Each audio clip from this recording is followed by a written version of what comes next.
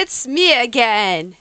Today's date is Wednesday, October 26th, 2022, and Halloween's like only 5 days away. It's spooky!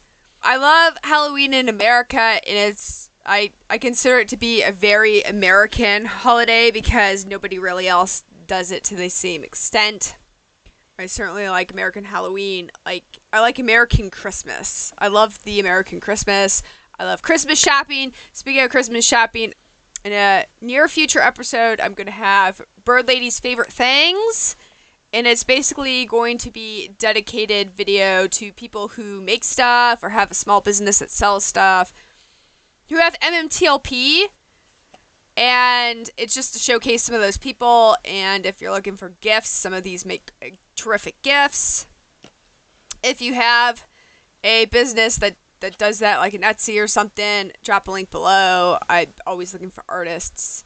I think it'd be great to showcase some people who have talent. Let me preface this by saying this is not financial advice. It's entertainment. Hence I wear a costume. Are you not entertained? Hence I have these clunky headphones. Like I had this microphone, but you have to talk in it like this. And I don't like speaking this close to a microphone.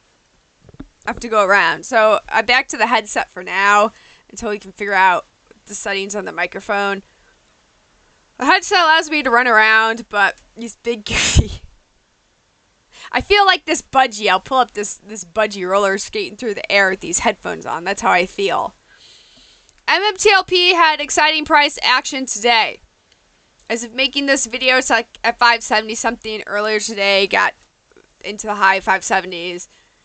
It's exciting. We are still waiting for the S1 to get approved, which could happen any moment. You know, after hours or pre-market is when you'll see it, usually. How will you know you'll have an approved S1? You're going to see dates come out on this S1. Once you see something with dates in it, you know it's on. You know it's on. And then there's going to be a company release. So the biggest question I get is, does the SEC put in the dates or does the company put in the dates? The company puts in the dates. The SEC says, yes, we have no further comments. You can proceed. The company puts in the dates and will refile the S1. And then that day or shortly thereafter, they will have a press release that says, hey, here's the new record date. Matches up with these dates on the S1. So that's where we're at. We're waiting for this, but the anticipation is building. MMTLP was trending on Stock Twits today. That's awesome. And lots of people were holding, and they were saying where they're from, which is terrific. It's terrific that despite our different opinions in a lot of things, we can, be happy about some MMTLP. I'm happy about it because even if there's no run-up, to the extent that I want there to be a run-up, there's still 3.2 billion barrels of oil in the ground, plus a lot of gas, which has significant value, and I've calculated that value out quite a few times. Again, the value of the oil plus the gas could be anywhere from $33 to $60, depending, and that's just an average. It's more of a conservative average, but $33 to $60 is with the gas, depending on the amount of the gas. Hopefully we'll find something out about that soon. And in recent events also, there has been the scramble. I call it the scramble. The scramble is for oil and gas companies to try and secure acquisitions while the market's still hot. A lot of common tactics you'll hear is, well, why didn't they buy this when oil was so low? Why didn't they buy the Oro Grande when oil is still low? Oil companies don't make acquisitions when oil is very low because of operating expenses and how their profits work. They make acquisitions when oil is high and their profits are high.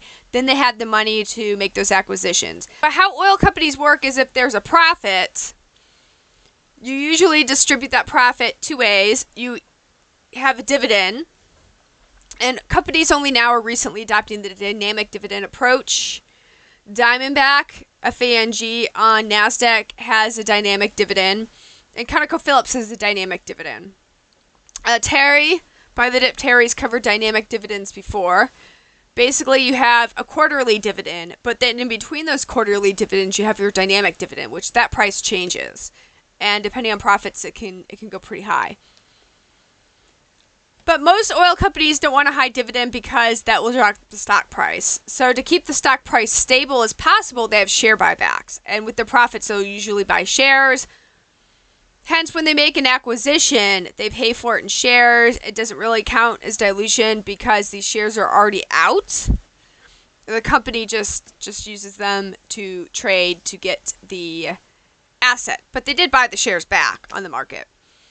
So that's how oil companies work.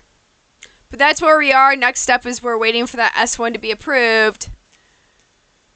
And then we will have dates. Remember, have a plan. And because when things get crazy, price moves very quickly. Price can move very quickly on the OTC. If things get crazy, it's good to have a plan, to remember your plan. You can get caught up in the moment and you can get emotional.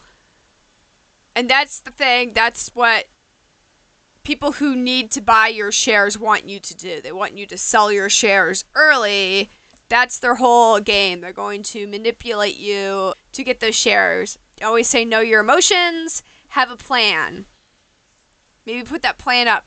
If you see any emotional manipulation tactic, at least you have a plan. Like, aha, here's my plan. I'm sticking to it. You have a pathway you have set for yourself.